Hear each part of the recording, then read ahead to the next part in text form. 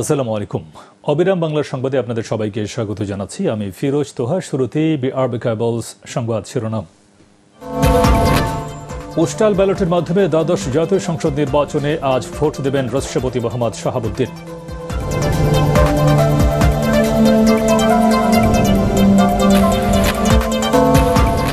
আজ থেকে সারা দেশে মাঠে নামছে সশস্ত্র বাহিনী। শান্তি শৃঙ্খলা নিশ্চিতে 10 জানুয়ারি পর্যন্ত ইসি ও বেসামরিক প্রশাসনকে সহায়তা করবে।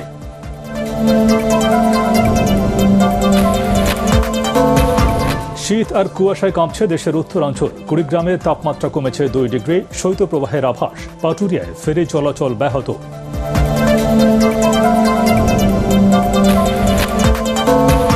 এবং ভারত সহ 41টি দেশে করোনার নতুন ধরন ছড়িয়ে পড়ায় বাংলাদেশেও সতর্কতা জারি। মাস্ক পরা সহ কারিগরি কমিটির 4 পরামর্শ।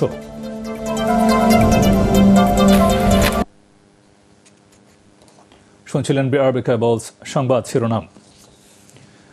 এবার বিস্তারিত।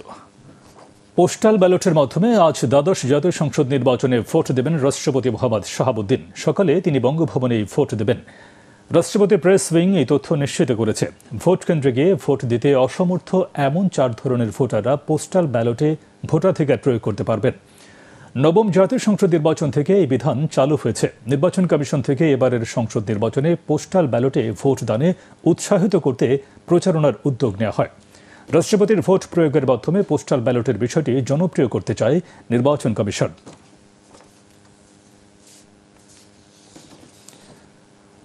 আজ থেকে সারা দেশে মাঠে নামছে সশস্ত্র বাহিনী।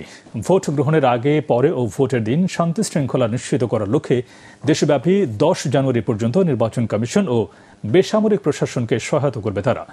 আইএসপিআর থেকে পাঠানো সংবাদ বিজ্ঞপ্তিতে এসব তথ্য জানানো হয়। আরও জানাচ্ছেন মিজান শাহজাহান।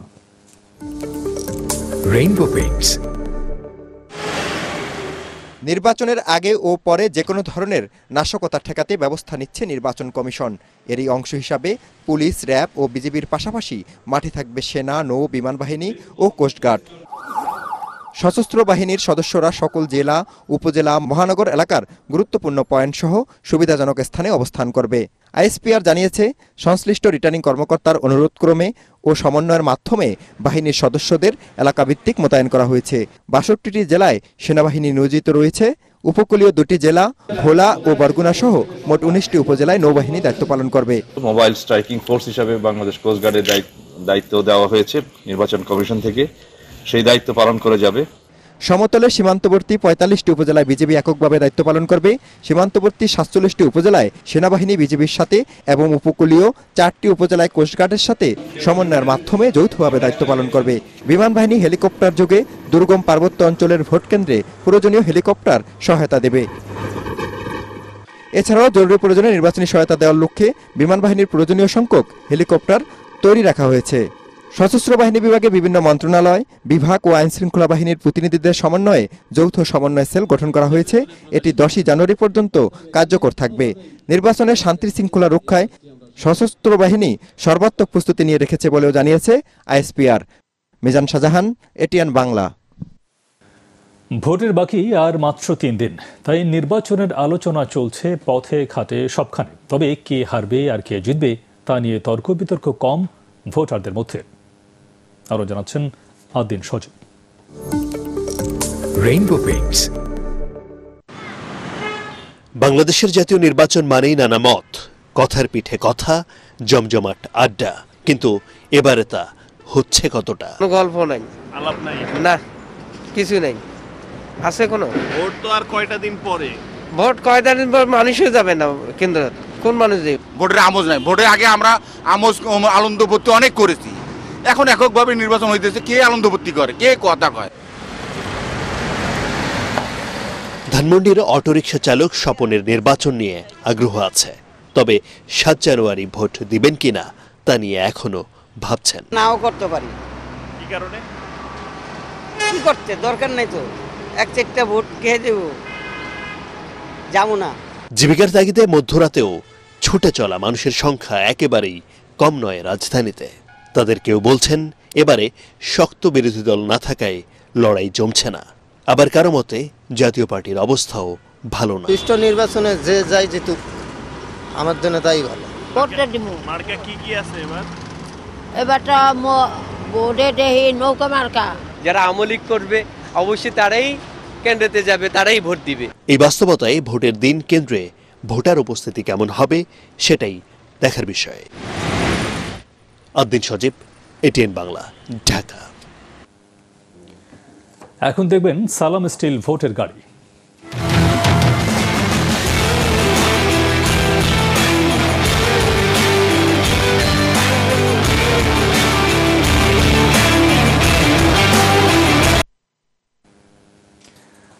ঢাকা 1 আসনে নৌকার মাঝি ও লাঙ্গল প্রার্থীর মধ্যে হাড্ডাহাড্ডি লড়াই হবে বলে মনে করছেন ভোটাররা।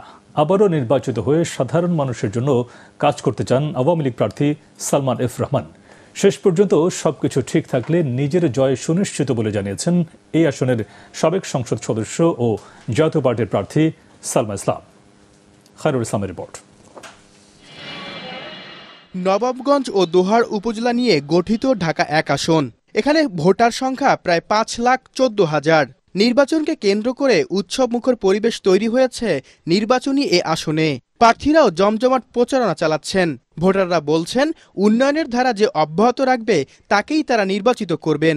প্রিয় নেতা সালমান এফ রহমান মহোদয়, বাংলাদেশে তার নাম বললে এমন কোনো এলাকা নেই যে এলাকার মানুষ তাকে চিনে না, জানে না। আগে চলাচল করতে কষ্ট হইতো, রাস্তাঘাট ভালো ছিল না, এখন আলহামদুলিল্লাহ অনেক ভালো হয়েছে। সারা বাংলাদেশ যে সুন্দর মতো চালাইতে পারবো, যে এমপি হই তাই আমাকে দরকার।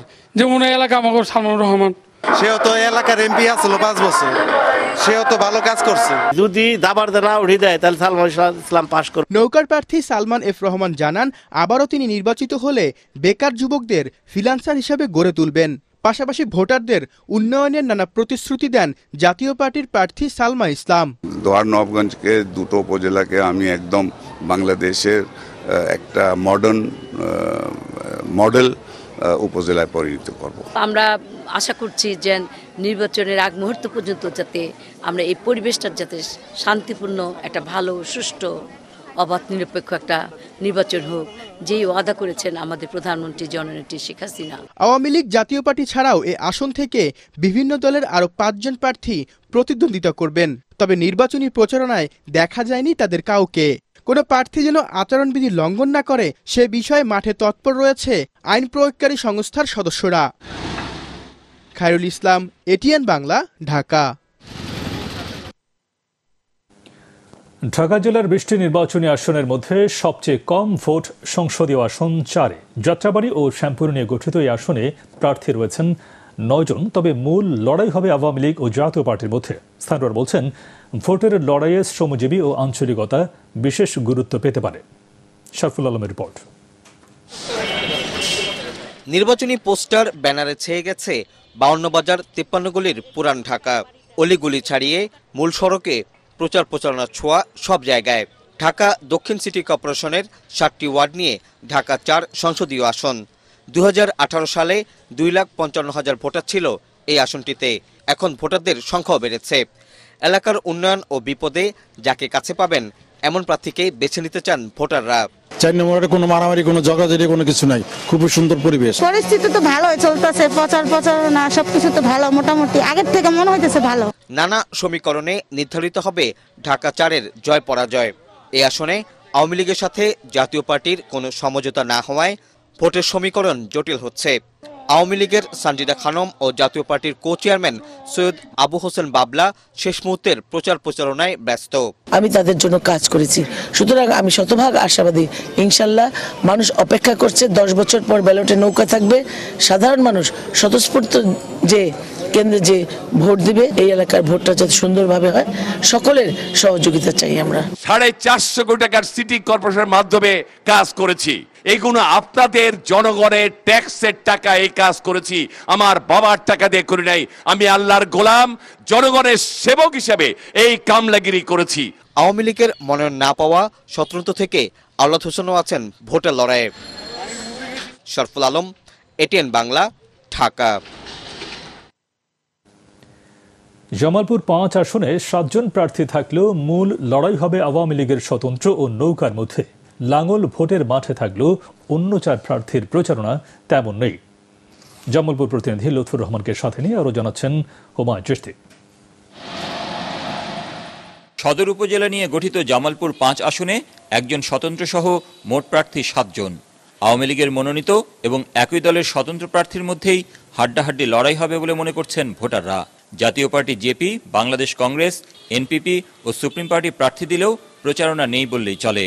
নৌকা, ঈগল আর নাঙ্গল এই তিনটা প্রতীকী নির্বাচনের জন্য প্রার্থীরা ভোটারদের মাঝে দাঁড়াদাঁড়ি করছে, অন্য কোনো প্রার্থীকে মাঠে দেখা যায় না। আওয়ামী লীগ মনোনীত নৌকার প্রার্থী প্রধানমন্ত্রীর সাবেক মুখ্য সচিব আবুল কালাম আজাদ। জাতীয় নির্বাচনে প্রতিদ্বন্দ্বিতা প্রথমবার হলেও জয়ের ব্যাপারে যথেষ্ট আশাবাদী তিনি। আওয়ামী লীগের স্বতন্ত্র প্রার্থী হিসেবে ঈগল মার্কা নিয়ে প্রথমবার লড়ছেন রেজাউল করিমও। প্রতিপক্ষের বিরুদ্ধে আচরণবিধি লঙ্ঘন সহ ভোটারদের প্রভাবিত করার অভিযোগ করছেন তিনি। নির্বাচনে আশা করছি বিজয়, মহাবিজয়। আমাকে ভোট দিবে কেন? সেটা হচ্ছে যে আমি উন্নয়নের চাকরি করেছি 40 বছর। অবহেলা, বঞ্চনা এবং সুষম বন্টন, উন্নয়নের বরাদ্দ সঠিক হয় নাই। জাতীয় পার্টির প্রার্থী জাকির হোসেন খানও চালিয়ে যাচ্ছেন প্রচারণা। নৌকার সমর্থিত ভোটের মধ্যেই 2 ভাগ হবে, এটাই বাস্তবতা।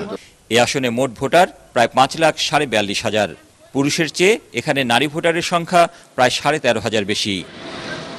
ভোটারদের মন জয় করে ভোটের লড়াইয়ে জিততে বিভিন্ন রকম প্রতিশ্রুতি দিচ্ছেন প্রার্থীরা।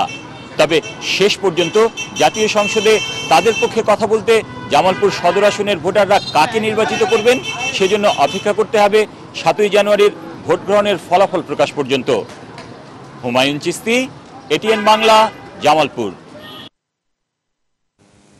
এবার অন্যান্য প্রসঙ্গ। ঘন কুয়াশা আর কনকনে ঠান্ডার মধ্যে উত্তরাঞ্চলের জেলাগুলোতে তাপমাত্রা আরও কমেছে। কুড়িগ্রামে গতকালের চেয়ে আজ তাপমাত্রা 2 ডিগ্রি কমে 10.5 ডিগ্রি সেলসিয়াসে নেমেছে। শৈত্যপ্রবাহের আভাস দিয়েছে স্থানীয় আবহাওয়া অফিস। ঘন কুয়াশার সঙ্গে উত্তরের হিমেল হাওয়ার কারণে ঠান্ডা বেশি অনুভূত হচ্ছে। কুয়াশার কারণে বিঘ্নিত হচ্ছে যান চলাচল। পথ চলতে যানবাহনকে ব্যবহার করতে হচ্ছে হেডলাইট। 2 দিন ধরে হিমেল বাতাসের কারণে সবচেয়ে বেশি কষ্টে পড়েছেন নদ নদীর অববাহিকার বাসিন্দারা। রাতে টিনের চালে বৃষ্টির মতো পড়ছে কুয়াশা। তীব্র ঠান্ডায় সবজি ক্ষেত ও বীজতলা নষ্ট হওয়ার আশঙ্কায় পড়েছেন কৃষকেরা। এদিকে ঘন কুয়াশার কারণে দৌলতদিয়া পাটুরিয়া নৌ রুটে ফেরি চলাচল বন্ধ রয়েছে। গত রাত 11:30টার দিকে পদ্মা নদীতে কুয়াশার তীব্রতা বেড়ে গেলে নৌ দুর্ঘটনা এড়াতে ফেরি চলাচল বন্ধ করে দেয় ঘাট কর্তৃপক্ষ। কুয়াশা কেটে গেলে সকাল 8:30টায় পুনরায় ফেরি চলাচল শুরু হয়।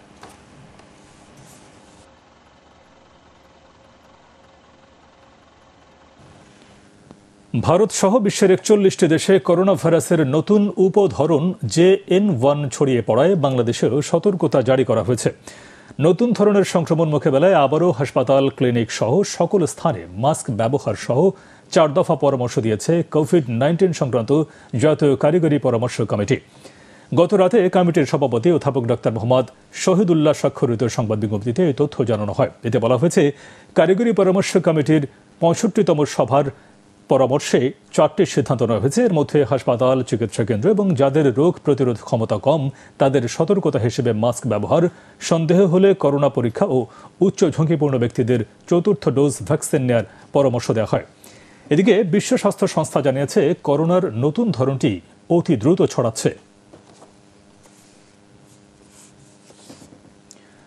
কর্মকর্তা কর্মচারীদের সাথে নিয়ে কেক কেটে ইংরেজি নতুন বছরকে বরণ করেছেন এটিএন বাংলা ও এটিএন নিউজের চেয়ারম্যান ডক্টর মাহফুজ রহমান। দেশের প্রথম স্যাটেলাইট টেলিভিশন চ্যানেল এটিএন বাংলাকে চলতি মাসে এইচডিতে রূপান্তর সহ প্রযুক্তিগত পরিবর্তনের ঘোষণা দিয়েছেন তিনি। এ সময় এটিএন বাংলার বার্তা বিভাগের নির্বাহী পরিচালক হাসান আহমেদ চৌধুরী কিরণ বস্তুনিষ্ঠ সংবাদ পরিবেশনের মাধ্যমে জনগণের আস্থা ধরে রাখার আহ্বান জানান। রিপোর্ট করছেন ঐশী গোস্বামী প্রমা। Rainbow Paints.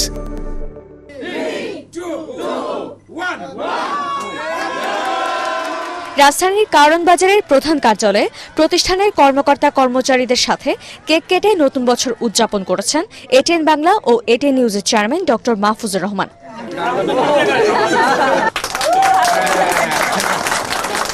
অনুষ্ঠানে এটিএন বাংলার বার্তা বিভাগকে বস্তুনিষ্ঠ সংবাদ প্রচারের আহ্বান জানান ডক্টর মাহফুজুর রহমান। সেই সাথে প্রতিষ্ঠানের মান উন্নয়নে সকলকে নিবেদিতভাবে কাজ করার নির্দেশ দেন তিনি। এতদিন আমরা এইচডি করতে পারিনি নানা কারণে, আর আমাদেরটাও হয়ে যাবে। আর ইলেকশন কভারের জন্য তো আমরা ভালো প্রিপারেশন নিচ্ছি, যে ক্যামেরা থেকে শুরু করে ব্যাকপ্যাক সব আমাদের আনা হয়েছে এবং ব্যাকপ্যাকও বোধহয় এসে যাবে 2-1 দিনের মধ্যে। 2 চ্যানেলেরই জন্য অনেক কটা ব্যাকপ্যাক আনা হয়েছে। 2024 যেন আমাদের জন্য ভালো সুসংবাদ আসে এবং ভালো যেন কিছু হয়। এটিএন বাংলা যেরকম আজ থেকে কয়েক বছর আগে 6-7 বছর আগে যেই পর্যায়ে আমরা ছিলাম 1 নম্বর 2 নম্বরের মধ্যে আমরা রান করতাম, আমরা যেন আবার সেই পর্যায়ে ফিরে আসতে পারি। এই সময় এটিএন বাংলার বার্তা বিভাগের নির্বাহী পরিচালক হাসান আহমেদ চৌধুরী কিরণ দর্শকদের চাহিদা অনুযায়ী পূর্বের ন্যায় বস্তুনিষ্ঠ সংবাদ পরিবেশনের ঘোষণা দেন। নতুন বছর এটিএন বাংলা এবং এটিএন নিউজ অবশ্যই আরও নতুনভাবে আপনাদের সমস্ত চাহিদা মোতাবেক সংবাদ পরিবেশন করবে, আপনাদের সমস্ত চাহিদা মোতাবেক অনুষ্ঠান পরিবেশন করবে।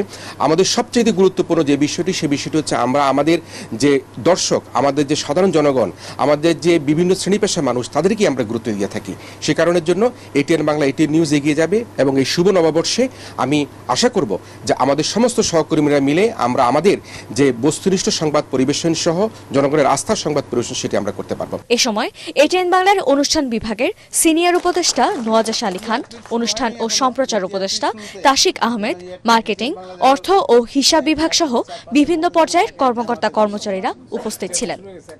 ঐশী গোস্বামী প্রমা, এটিএন বাংলা, ঢাকা। আন্তর্জাতিক সংবাদ।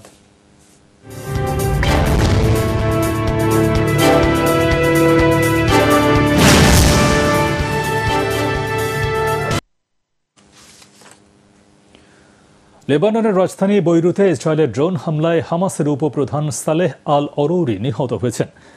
বার্তা সংস্থা রয়টার্স জানায়, সালেহকে লক্ষ্য করে বৈরুতের দক্ষিণাঞ্চলের মোবাদ শহরে ড্রোন হামলা চালানো হয়। সেখানে হামাসের কার্যালয়ে 7 জনের মধ্যে সালেহও মারা যান। এদিকে হত্যাকাণ্ডের প্রতিবাদে পশ্চিম তীরে বিক্ষোভে ফুঁসে উঠেছে ফিলিস্তিনিরা। তীব্র নিন্দা জানিয়েছে ইরান, প্রতিশোধ নেবার ঘোষণা দিয়েছে হিজবুল্লাহ। আরও জানাচ্ছেন শরীফুল ইসলাম। Rainbow Paints.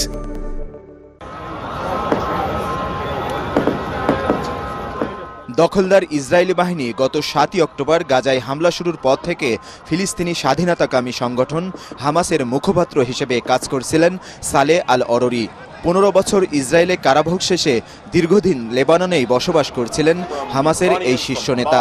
গাজায় ফিলিস্তিনিদের ওপর ইসরায়েলের নৃশংসতার বিরুদ্ধে সোচ্চার এই যোদ্ধা যুদ্ধবিরতি না করতে ছিলেন অনড়। গেল অক্টোবরে ইসরায়েলি বাহিনী রামাল্লায় তার বাড়ি ধ্বংস করে দেয়। লেবানন কর্তৃপক্ষ জানায়, মঙ্গলবার রাতে বৈরুতে ইসরায়েলের ড্রোন হামলায় মারা গেছেন হামাস নেতা সালেহ। এ সময় সংগঠনটির সামরিক শাখা কাশেম ব্রিগেডের 2 কমান্ডার সহ নিহত হন 7 জন। হত্যাকাণ্ডের তীব্র নিন্দা জানিয়েছেন হামাস প্রধান ইসমাইল হানিয়া। এই অপরাধের জন্য ইসরায়েলের কঠিন পরিণতি হবে বলে হুঁশিয়ারি দিয়েছে লেবাননের শিয়াপন্থী গোষ্ঠী হিজবুল্লাহ। তীব্র প্রতিক্রিয়া জানিয়েছেন ফিলিস্তিনের প্রধানমন্ত্রী। ইসরায়েলের বিরুদ্ধে জাতিসংঘ নিরাপত্তা পরিষদে অভিযোগ তোলার ঘোষণা দিয়েছে ইরান। পশ্চিম তীর ও রামাল্লা সহ বিভিন্ন শহরে বিক্ষোভে ফেটে পড়েছেন সাধারণ ফিলিস্তিনিরা। হামাস উপপ্রধানকে হত্যার বদলা নেবার ঘোষণা দিয়েছেন তারা। 1966 সালে পশ্চিম তীরে জন্ম নিয়েছিলেন সালেহ আর অরৌরি। 2015 সালে আন্তর্জাতিক সন্ত্রাসী তালিকাভুক্ত করে তাকে ধরিয়ে দিতে $5 মিলিয়ন পুরস্কার ঘোষণা করে যুক্তরাষ্ট্র সরকার। শরীফুল ইসলাম, এটিএন বাংলা।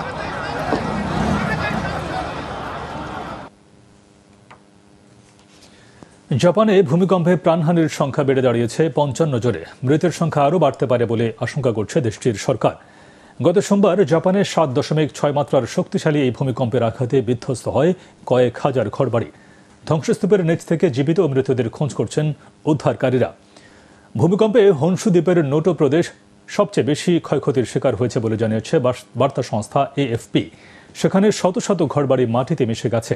প্রদেশের আঞ্চলিক সরকার জানিয়েছে, ভূমিকম্পে এখন পর্যন্ত 55 জনের মরদেহ পেয়েছেন তারা। 32,000-এরও বেশি মানুষকে আশ্রয়কেন্দ্রে নেওয়া হয়েছে। হতাহতের ঘটনায় শোক জানিয়েছেন জাপানের প্রধানমন্ত্রী ফুমিও কিশিদা। বাংলাদেশের প্রধানমন্ত্রী শেখ হাসিনাও ভূমিকম্পে হতাহতের ঘটনায় গভীর শোক জানিয়ে বার্তা পাঠিয়েছেন। এবারে পার্টেক্স খেলার খবর।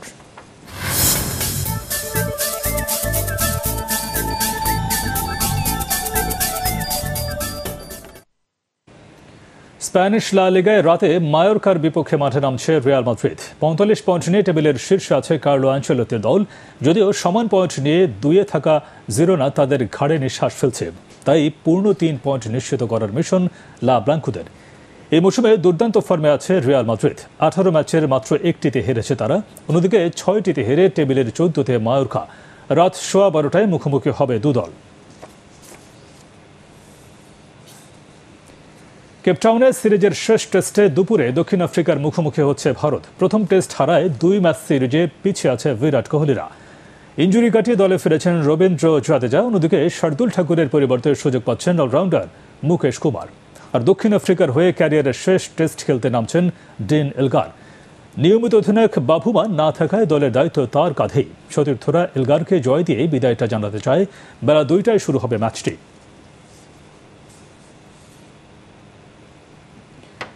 349 দিন পর কোর্টে ফিরে জয় পেলেন 22টি গ্র্যান্ড স্লামের মালিক রাফায়েল নাদাল। ব্রিসবেন ইন্টারন্যাশনাল টেনিসের এককে স্প্যানিশ তারকা তৃতীয় রাউন্ডের পথে হারান ডোমিনিক থিয়েমকে। সবশেষ গত বছর জানুয়ারিতে অস্ট্রেলিয়ান ওপেনে খেলেছিলেন সাবেক নম্বর 1। ম্যাচের শুরুতে প্রথম 24 পয়েন্টের 21 পয়েন্টই আদায় করে নেন স্প্যানিশ এই খেলোয়াড়। শেষ পর্যন্ত তিনি জেতেন 7-5, 6-1 গেমে। এবছরই টেনিসকে বিদায় জানানোর আভাস দিয়ে রেখেছেন রাফায়েল নাদাল।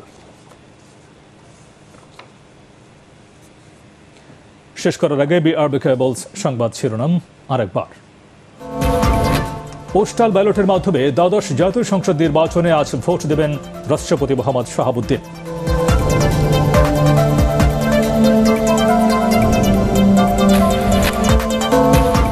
আজ থেকে সারা দেশে মাঠে নামছে সশস্ত্র বাহিনী। শান্তি শৃঙ্খলা নিশ্চিতে 10 জানুয়ারি পর্যন্ত ইসি ও বেসামরিক প্রশাসনকে সহায়তা করবে।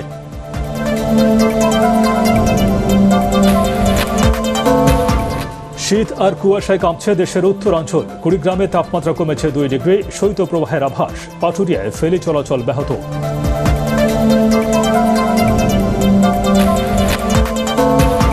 এবং ভারত সহ 41টি দেশে করোনার নতুন ধরন ছড়িয়ে পড়ায় বাংলাদেশেও সতর্কতা জারি। মাস্ক পরা সহ কারিগরি কমিটির 4 পরামর্শ।